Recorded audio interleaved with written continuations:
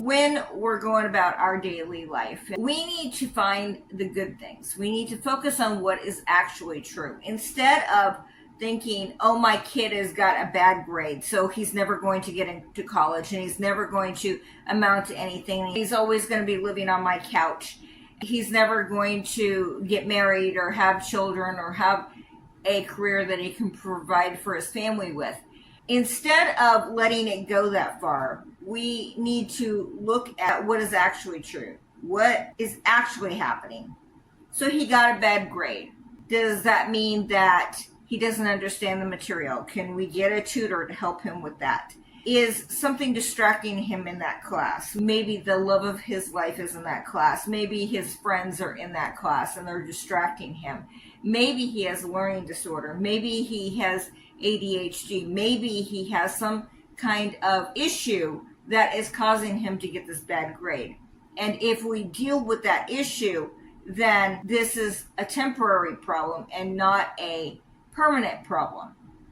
But in our heads, we tend to think the worst. We will take a situation and we will make a mountain out of what other people would see as a molehill, setback as a boulder. But we need to actually look at what is true. In this moment, what is true? And what are the positive things that we can determine about that situation? The kid who got the bad grade, maybe he's not as language minded. His talents don't lie in writing, creative writing. Maybe he doesn't like to read. Maybe he is more science oriented. Maybe he is more math oriented. And we need to focus on his positives, his strengths. What does he do well? What are his interests? We need to focus on what is positive. What is positive about your marriage? What is positive about your job? What is positive about what is happening in your life? Because too many times we look at all the negative things, the things we don't have, the things that are going wrong in our lives, and we don't take the time to focus on what is happening that is good. Do you have a roof over your head? Do you have money in the bank? Can you pay the mortgage or rent?